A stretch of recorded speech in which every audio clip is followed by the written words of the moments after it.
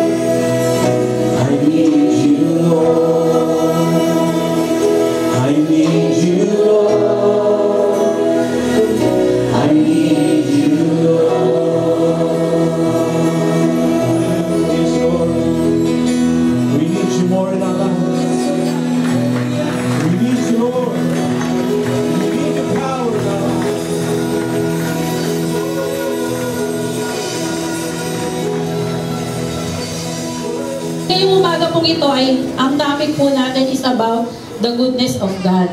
So, ang ating pong verse ay sa Psalm 100, verse 5. Sabi po dito, "For the Lord is good, and His love endures forever. His faithfulness continues through all generation." Amen po ba? So, the Lord is good. His unfailing love continues forever. And His faithfulness continues to each generation.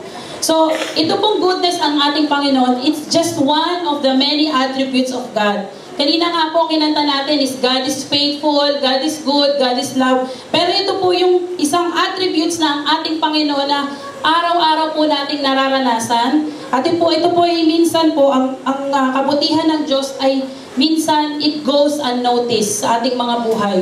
So meron pong apat na, to simplify, na basic manifestations of the goodness of God sa ating buhay. So una po is, the goodness of God is manifested on the day you were born. Sabi po dito sa Psalm 139:13 to 14, "For you created my inmost being, you knit me together in my mother's womb.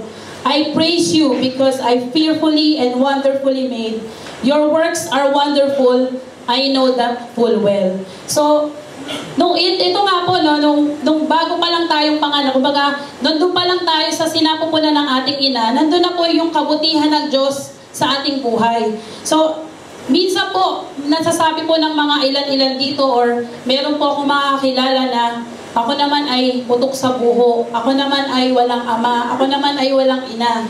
So, ito po sinasabi na po ng salita ng Diyos na you knit me together. You created my inmost being. So, ang nag-create po sa atin ang ating Diyos na buhay. So, yung po ay kabutihan ng Diyos sa ating buhay. Hindi po yung, it doesn't matter kung how we are created. But what matters is that God is the one who created us and who formed us in our mother's womb. So, nandun po sinasabi po sa Salmo na, "I praise you because I am fearfully and wonderfully made. And your works are wonderful. I know that full well." Bago pa lang po tayo pinanganak, God has you in mind. Sabi nga po dun sa Jeremiah chapter 1, sabi po ng Panginoon kay Jeremiah, "I have you on my mind even before you are born. I have consecrated you even before." So, kumbaga, yung minsan po naisip, we are finding ourselves na napakababa po natin. Sometimes, when nandun po yung pagiging broken family natin. But don't think about that. Think that God has been good all this time dahil from the day we are born, nandun na po na He has made us fearfully and wonderfully made. So, nung ako po ay nung kabataan ko, mga 6-year-old, 8 years old, nandun na po yung mga kaibigan ko ay tinutokso po nila ako na ampon daw ako. So, nung tinutokso nila ako, syempre, sinusumbong ko sila sa tatay ko. Tumatakbo ako sa tatay ko at sinasabi ko sa tatay ko na, "Tay, tinutokso niya ako ng ampon." Kasi nagagalit po yung tatay ko. Sabi niya, "O sige, nasan ba yun?" Kasi ang tatay ko po, matapang yun. Dedemanda natin yun. Ganun po siyang magsalita. Yung nanay ko naman, medyo dramatic po yun eh. Sasabihin niya, pagka tinatanong ko po sa kanya na, ako po ba ay ampon? Sasabihin po niya sa akin na, "Bakit ka naghahanap ng ibang ina?" Ganun po laging sinasabi niya. So nakalakihan ko na po na ako po ay tinutokso na ganon. Hanggang sa maglalabing 8 na ako, mag-18 years old. So yung mga kapitbahay namin, even yung mga matatanda ron sa lugar namin, sa Tondo, alam niyo na maraming chismosa doon na sa lugar ng Tondo, nagkalat po, ay talagang nandun na tinutokso po talaga nila ako na at sinasabi po ng matatanda na, "Alam mo, darating yung nanay mo pag 18 ka na." Sabi po nila sa akin. Tapos sabi naman po nung asawa ng kapatid ko, ikaw pala yung, yung alaga nila. So, syempre, sa akin, tinatago ko po yun sa puso ko. Kumbaga, nandun yung mga questions. Bakit ganito yung sinasabi nila sa akin? Bakit naririnig ko tong mga bagay na to? So, nagtatanong din po ako sa aking mga magulang, pero hindi naman, kumbaga, syempre, sasabihin nila, "Ba't ka naghahanap ng iba?" So, pero, kumbaga, may pinanggagalingan din po yung mga ganong mga tanong. Ang ginawa ko po, nagpunta po ako sa ospital kung saan po ako pinanganak. So, nakita ko po doon na kakilala po ng ate ko yung mga trabahador doon.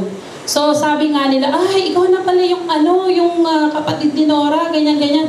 Ay, nako, nung maliit ka, alam mo ba, premature ka nung pinanganak ka at nasa incubator ka. Sabi po sa akin yung matatandang naiwan na doon.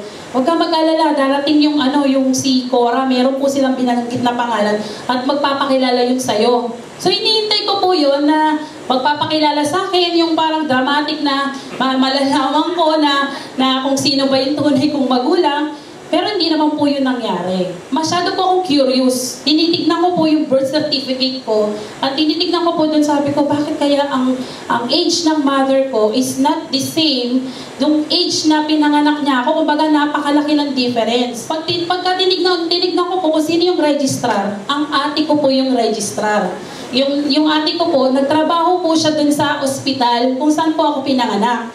So, nandun talaga yung doubt dahil bakit ganun yung birth certificate ko, hindi match. Tapos, kaninang umaga, tinignan ko yung birth certificate ng kapatid ko kasi pinadala niya sa akin. Magkaiba yung marriage date ng parents ko dun sa marriage date nung birth certificate ng aking kapatid. So, dun pa lang po na nakikita ko na dapat po sakaling kung hindi po ako nakakilala sa Panginoon, dapat po magkakaroon na ako ng sama ng loob sa magulang ko. Noon pa man na nalalaman ko to, hindi po ako nagkaroon ng sama ng loob na sa kanila. Dahil sinabi ko po sa sarili ko na bakit ako magagalit kung ampun man ako. Kasi pinalaki naman ako ng magulang ko ng maayos. Ako po yung pinakabunso sa 10 magkakapatid. 7 po silang lalaki, 3 kami babae. Kaya po ako po lagi yung naiiwan sa bahay. Kaya kumbaga, nandun po yung kabutihan ng Panginoon talaga from the time na naroon po ako sa piling ng aking mga magulang. Kaya po, kung minsan po na meron po tayo mga ganitong sitwasyon sa buhay natin, isipin po natin kung gano'ng kabuti ang Panginoon. Reverse po natin yung situation, hindi po yung situation ang maghawak, kumbaga yung magdadrive sa atin. Let us drive kung ano po yung situation, let God drive yung situation na meron ka. Kaya hanggang ngayon po, iniisip ko pa rin po yun, but I pray to God na kung talaga pong gusto niyang ipakilala sa akin yung tunay kong magulang, malay niyo, hasyendera pala ako. O diba? O diba, mayaman pala ako. But I'm praying to God na makilala ko siya kung sakali mabahaginan ko siya ng salita ng ating Panginoon. So yun po yung importante sa akin ngayon. So sabi nga po dito, see yourself as God sees you. So kumbaga, tignan mo kung paano ka tinitignan ng Diyos. You are wonderfully and fearfully made. Kaya tandaan po natin that God is good from the time that we are born. So yung pangalawa po, the goodness of God is manifested in our daily lives. Ngayon pong umaga, do you realize na ang Panginoon, na-experience nyo ba yung goodness ng ating Panginoon nung gumising kayo? Nung natulog ba kayo kagabi, ina-expect nyo bang gigising kayo ngayong umaga? Some of you nag-amen, some of you hindi. So, kumbaga, it's just, malaking isipan po sa ating lahat na minsan, buhay pa pala ako ngayong umaga. Di ba ito po yung kabutihan ng Panginoon sa atin Sabi po dito sa Lamentations 3:22-23, because of the Lord's great love, we are not consumed, for His compassions never fail. They are new every morning. Great is thy faithfulness. So, nandun po sa pagkagising pa lang natin sa umaga, in our daily lives, nandun na po yung kabutihan ng Panginoon. Hindi yung pagkagising natin sa umaga, ay sasabihin po natin, "Hay, panibagong araw na naman, trabaho na naman." Why not we thank God na, salamat po Panginoon at buhay pa ako. Salamat po Panginoon dahil andito, that your mercies are new every morning. So sabi rin po dito ng ating Panginoong Jesus sa Matthew 5 verse 45, He causes His sun to rise on the evil and the good, and sends rain on the righteous and the unrighteous. So God doesn't show partiality. So sa tayo po, we are the believers, and meron din po mga unbeliever na kumbaga they are also experiencing the goodness of God. So imagine niyo po sa araw-araw na ginagawa ng Diyos na may araw, may ulan. Di ba po, it's amazing ginagawa ng Panginoon na kumbaga sometimes iisipin po natin na yung pong mga unbeliever na sila po ay masyadong nag-gain ng marami or mayaman or maraming pera. So pero kumbaga, pag iniisip niyo po yun, meron din pong season for everything. So, it doesn't mean na inaalaw ng Panginoon yung unbeliever na maging develop siya, yung marami po siyang pera or mayaman po siya or yung ganun po. Isipin po natin that God doesn't show partiality. Dahil po in Ecclesiastes 3, sinasabi niya po, there is a season for everything. So, alam niyo po nung nakaraan po na bago pa lang po ako nagda-drive dito sa Kuwait, 3 beses na po ako na-aksidente. So, yung una, kasalanan ko po yun. Dahil sa kadaldalan ko, nung lumabas po ako dito sa may street ng, dito po sa, galing sa Evangelical, dire-diretso po ako lumabas, not thinking na meron palang kotse parating dito sa left. So, yun, nabangga po ako. At nung nabangga nga po ako is, hindi sa akin yung sasakyan na yun, pinahiram lang po sa akin.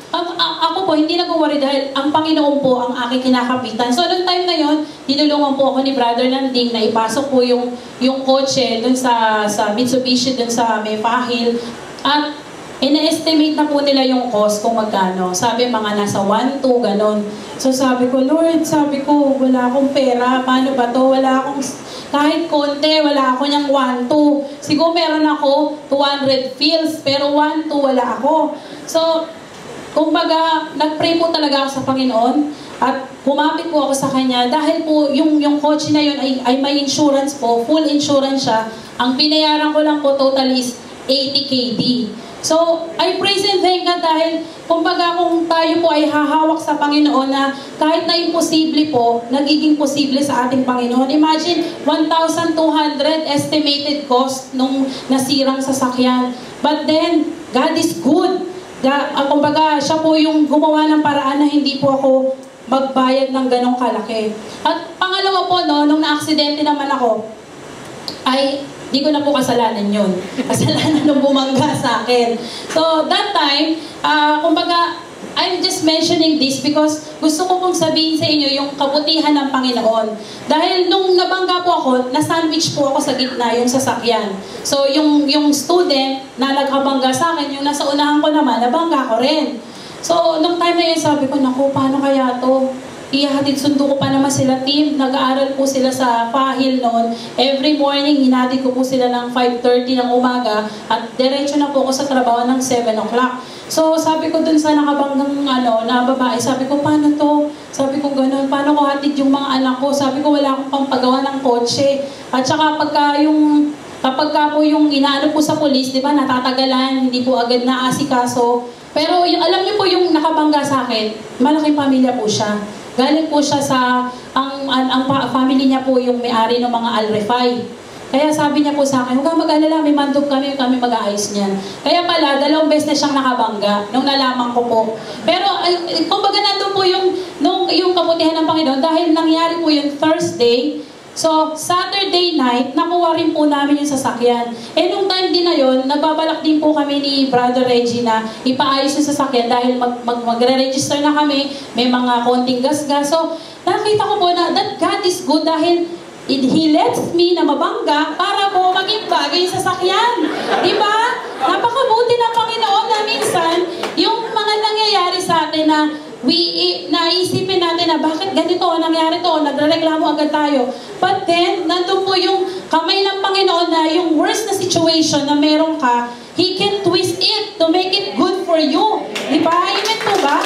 So, napakabuti po ng Panginoon, no? Kaya, kumbaga ito po yung mga nangyari po sa akin dito. Maraming pa po.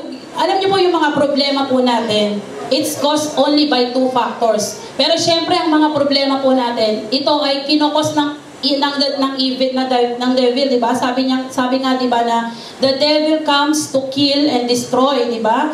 So, pero po may dalawa pong external factor kung bakit po tayo nagkakaroon ng problema. Una po is yung external is yung other people, sometimes yung environment, sometimes yung weather. Yung pangalawa namang pong factor is yung internal. It's because of our own choices, it's because of yourself or myself na nagkakaroon po tayo ng problema. But God acts according to His will. So, kumbaga, kahit meron man pong mga factor na external or internal, God acts according to His will. So sabi niya nga po dito sa Exodus 33 verse 19, and He said, I myself will make all my goodness pass before you and will proclaim the name of the Lord before you, and I will be gracious to whom I will be gracious and will show compassion on whom I will show compassion. So ang Diyos po ay Diyos. We cannot dictate Him. We cannot say to Him, God, gawin mo to.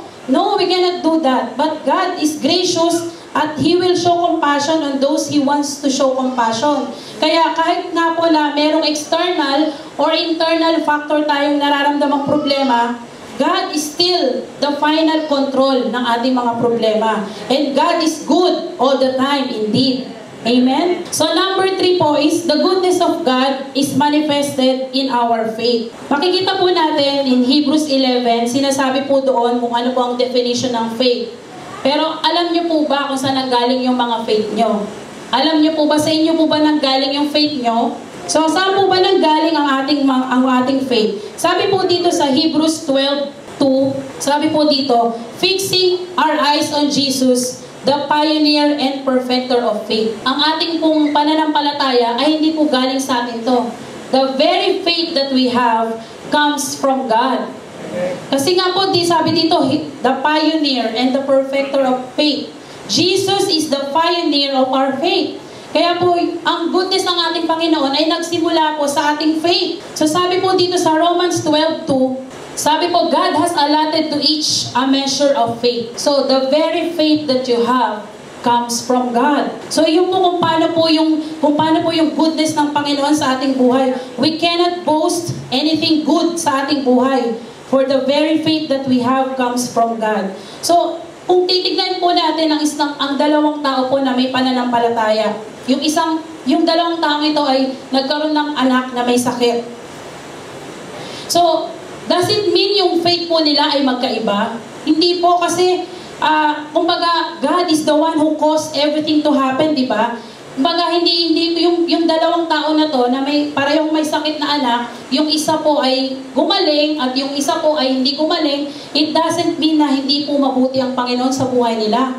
But sabi nga po sa Romans 8:28, and we know that in all things God works for good for those who love Him, who have been called according to His purpose. So, kumbaga, ano man po yung nangyayari sa buhay natin, He's causing good things to work for us, even if we think na hindi po mabuti. At sabi niya rin po dito sa Ephesians 1:9-10, He made known to us the mystery of His will, according to His kind intention, which He purposed in Him with a view to an administration suitable to the fullness of times, that is the summing up of all things in Christ, things in the heavens and things on earth in Him. So, He made known to us the mystery of His will. Kung ano po yung nangyayari sa buhay natin, yun po ay will ng Panginoon. Kaya nga po kahit na may mga problema tayo, sabi po diba sa Santiago na, kumbaga, count this as pure joy when you face trials of many kinds. For that is the will of God sa buhay mo. So, kumbaga, hindi lamang po tayo magpapasalamat sa Panginoon in times of good things. Kaya po, di ba, sabi po ni Job nung siya po ay nagkasakit, sabi niya po sa asawa niya, magandang bagay lang ba ang makukuha natin sa Panginoon? So, pinaalaw niya rin po yung mga bagay sa buhay natin, sa buhay ko, na masasama po, for Him to be able to work. Kumbaga, nandun po yung kamay ng Panginoon kahit na po nung time na walang-wala po kami kumbaga nung kami po nila team noon, walang-wala po kami. Minsan yung mga anak ko nung araw po, sasabihin nila, Mami, can you buy me this? Can you buy me this? So, ang sinasabi ko po sa kanila, naku, wala tayong pera, anak, hindi ko kayang bumili niyan. Pag meron na akong pera, sige, bibilang ko kayo. So, napakahirap po yung sa isang ina na hindi mo mabigay yung gusto ng anak mo, kahit na maliit na candy man lang. Kasi sinasabi ko po sa kanila na yung pera natin para lang sa pagkain natin, yung pera natin is kumbaga yung pang-araw-araw na food nyo, pambili ng pagkain natin sa araw-araw. Hindi, kumbaga, pinapaliwanag ko po sa kanila nung time na walang-wala po kami na mas mahalaga yung kakainin namin kaysa yung gusto nila. So, ipinaliwanag ko po sa kanila yon at hanggang ngayon po, praise and thank God dahil sinasabi po nila, Mami, pag may pera ka, bili mo ko ng ganito. Kumbaga, naitanim ko na po sa isip ng mga batang ito na kung ano yung gusto nila, hindi laging pwede. Kung ano yung gusto nila, pwede lang kapag meron. So, kumbaga, ang Panginoon po ay napakabuti po sa buhay natin na minsan na akala nating walang-wala na, pero ang Diyos po ang nagpo-provide sa ating mga need. Kaya lang po minsan, alam niyo po na marami tayong gusto sa buhay. Di ba sabi po dun sa Santiago na wala ka kasi hindi ka humihingi. At pag humihingi ka, you have bad intention. So minsan hindi po natin nakukuha yung gusto natin because we have bad intention. Ba't hindi pa binibigay ng Panginoon yung gusto ko? Dahil bad yung intention mo. So you have to internalize what you want. So minsan isipin po natin na yung gusto ba natin ay gusto rin ng Panginoon? Yung gusto ba natin ay will ng Panginoon? Sometimes we just want things to satisfy our pleasures. Pero ang Panginoon po, He will give us what we need and not what we want. Amen? So, yun po, God is good sa ating buhay. It's manifested in our faith. Pang-apat po is the goodness of God is manifested at the cross. Nowhere is the goodness of God more evident than in the person of our Lord. In His goodness, God provided a way for sinners to be forgiven and to be declared righteous. It is not by any good works which we do, but on the basis of the goodness of the Lord Jesus Christ. So saan po ba natin makukuha? Kumbaga, saan po ba? Where in anywhere, kumbaga na makikita natin ang goodness ng ating Panginoon, kundi sa ating Panginoong Jesus, na siya pong nagbigay sa atin ng buhay, ng walang hanggang buhay. Di po ba? So, wala na pong iba na more evident than in the person of Jesus Christ. Diyan po sa Romans 5:8, sabi po dyan, but God demonstrated His own love for us while we were yet sinners, Christ died for us. So, nowhere in the Bible, kumbaga nowhere na makikita po natin ang kabutihan ng Panginoon, dun po sa krus ng Kalbaryo. So, it's manifested in the cross of Calvary.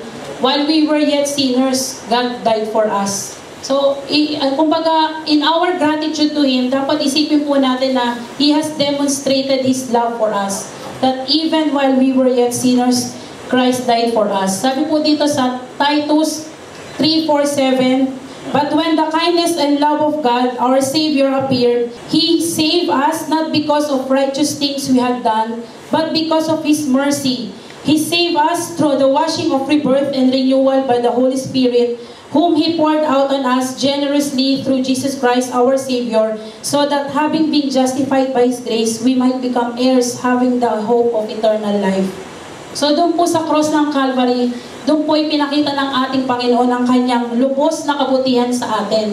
Kaya po lagi po nating alalahanin na pag nakikita po natin ang cross, iyan po yung kabutihan ng Panginoon sa atin. Na dapat hindi po natin, kumbaga sometimes, we just unnoticed or we just regret, yung baga parang binabaliwala po natin yung kabutihan ng Diyos. When we see Jesus, nandun po sana, namatay po para sa atin, that's the goodness of God. Imagine, God in His splendor, bumaba po siya para po tayo ay magkaroon ng buhay na walang hanggan. Imagine in His splendor, He gave His Son only for us. And that's the goodness of God sa buhay natin. Amen po. Truly, God is good indeed. So now that we know na sa apat po na ito that the goodness of God is manifested sa ating buhay mula nung pinanganak tayo, sa araw-araw ng ating buhay, sa ating mga pananampalataya, at sa krus ng Kalbaryo, paano naman po natin i-leverage ang goodness ng ating Panginoon sa buhay natin? How do we leverage the goodness of God? So number 1 po is by thanking God in all circumstances. Sabi po dito sa 1 Thessalonians 5:18, be thankful in all circumstances, for this is God's will for you who belong to Christ Jesus. So hindi lamang po when the times na meron tayong pera, or na-promote tayo, or nagkaroon tayo ng bagong gamit, or magagandang bagay lang po na meron tayo, doon lang natin naalala ang ating Panginoon. Sabi po dito, be thankful in all circumstances.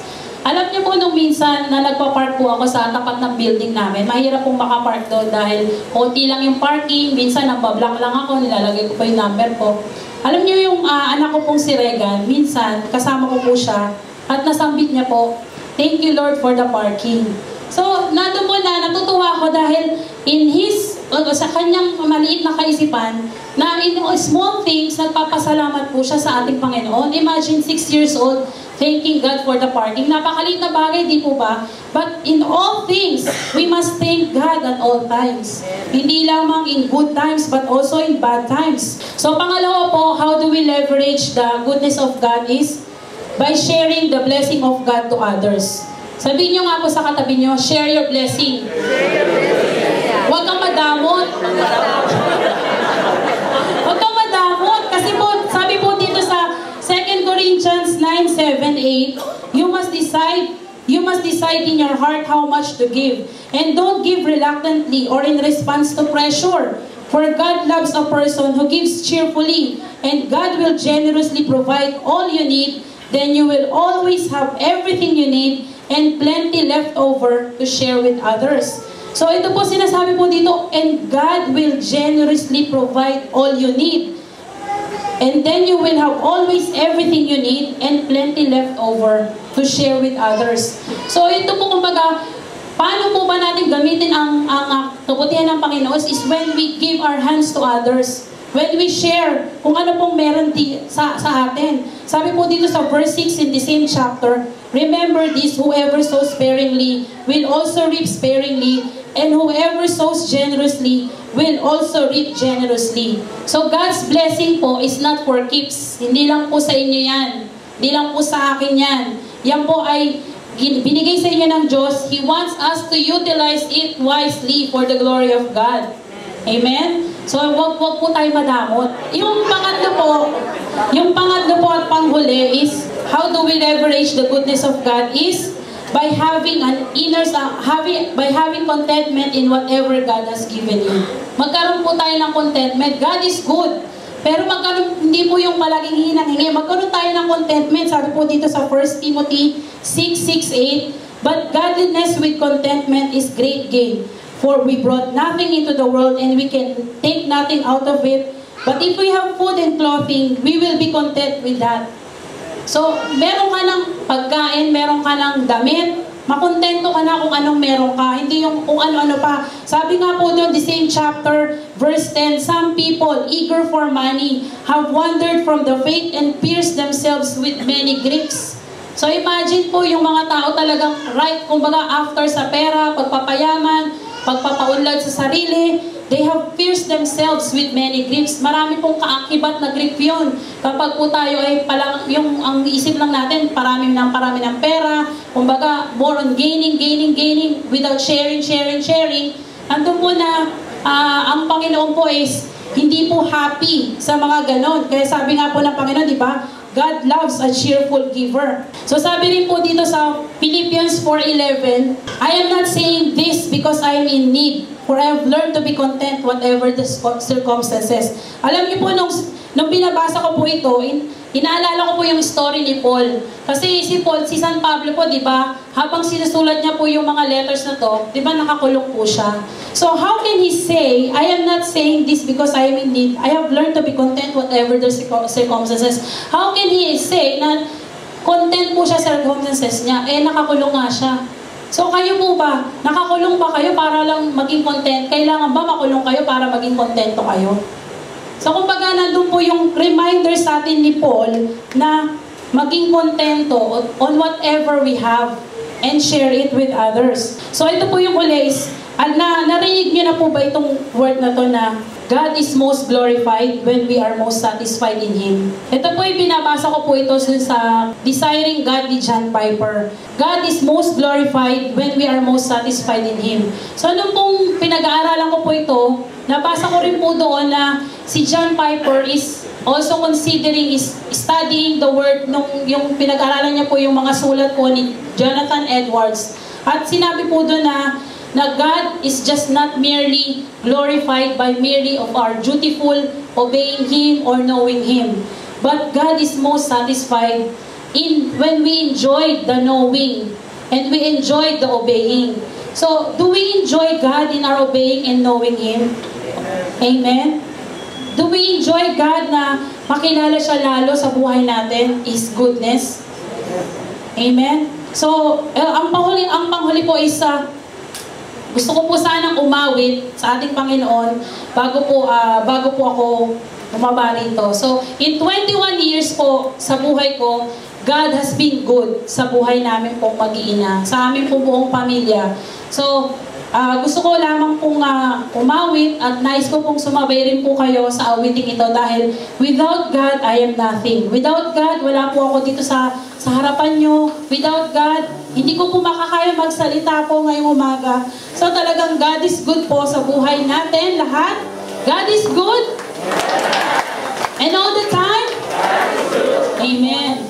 Ngayong umaga, pasalamatan po natin ang Panginoon dahil napakabuti niya po sa buhay natin. Is God good in your life? Amen. Amen. So, pasalamatan po natin ang Panginoon dahil napakabuti niya po sa ating buhay. For all that you've done, I will thank you. For all that you're going to do. For all that you promised and all that you are.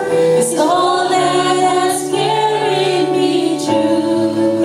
Jesus, I thank you. And I thank you, Lord. Sige, tumayo po tayo. Pasalamatan po natin ang Panginoon sa buhay natin. Thank you, Lord.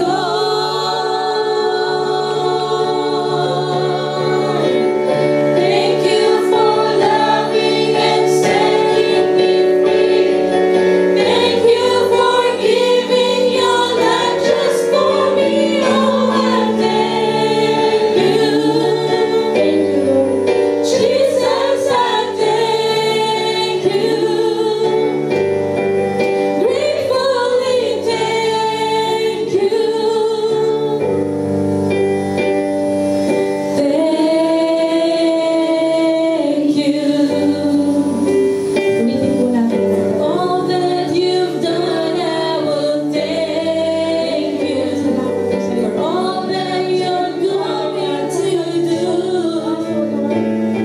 For all that you've promised and all that you are.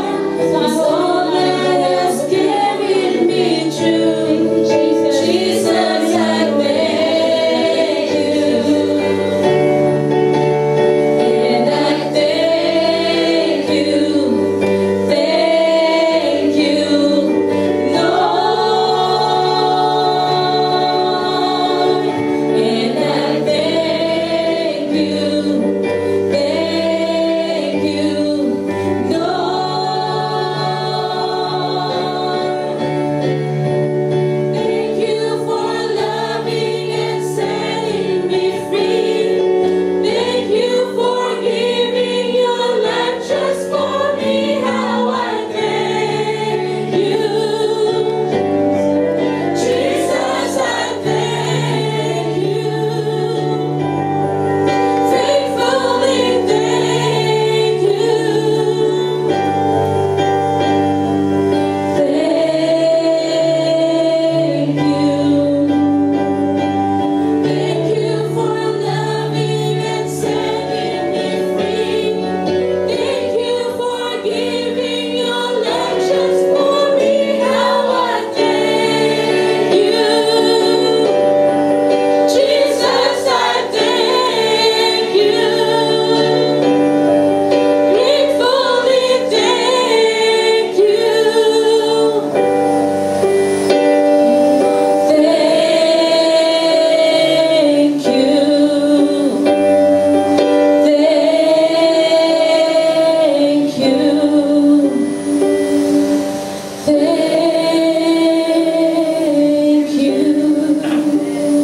Lord, maraming salamat po sa umaga ito, Panginoon, na nakita po namin ang kabutihan mo sa buhay namin, Panginoon.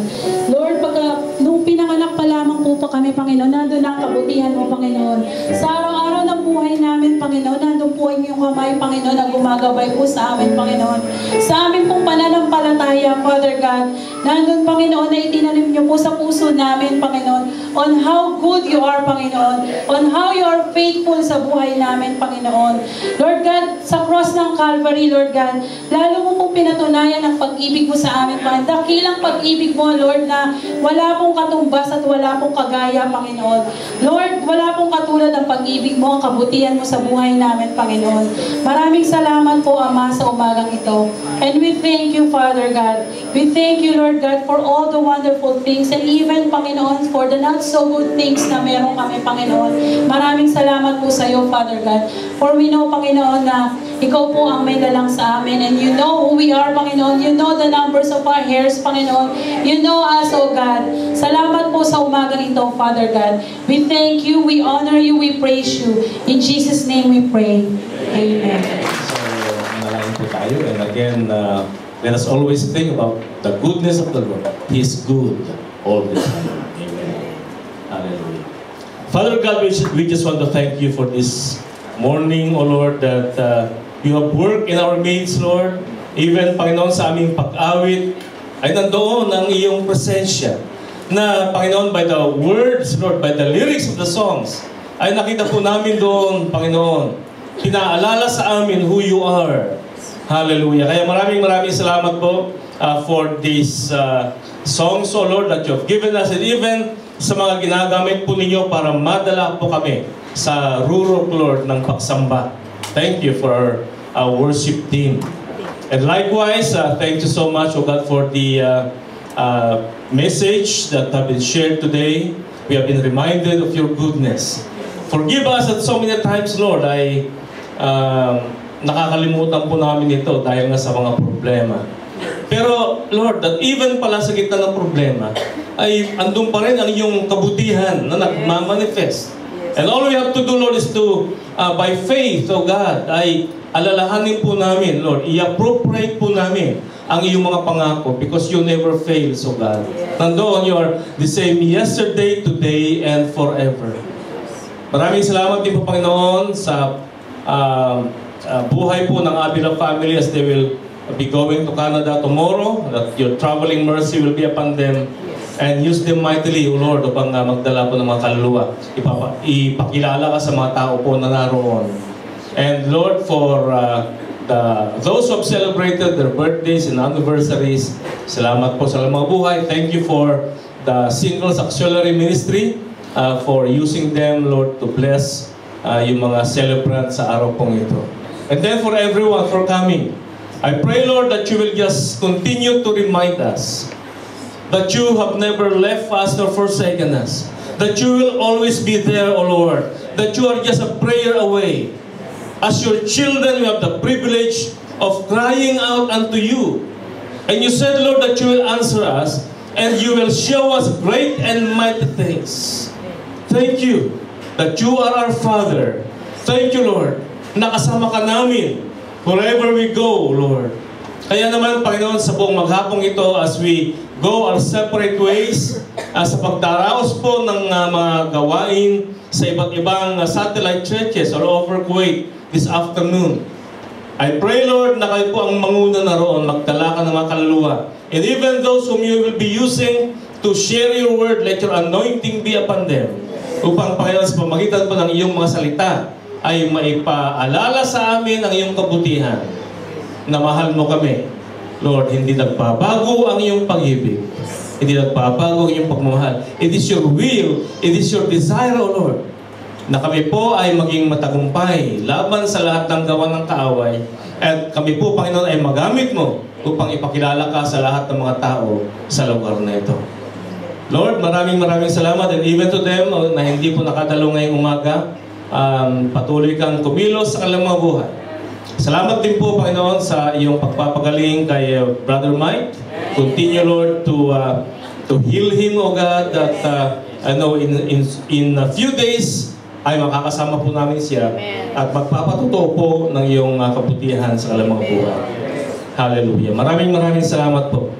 Thank you so much, and even, Lord, sa Abundance Church, sa pagdaraos po nila ng 10 taong anibersaryo ng abundance ay nandun, Panginoon, that Lord, for the past decade, O God, for the past 10 years, you have shown to them, O Lord, how great you are, how good you are.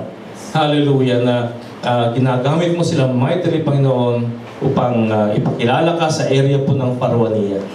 Salamat po, i-bless mo ang gawain mamayang hapon in the name of Jesus. Hallelujah. Oh, hallelujah. Sa Kanya na makagagawa ng higit sa lahat, na maaari nating hilingin at isipin sa pamamagitan ng Kanyang kapangyarihang naghahari sa atin.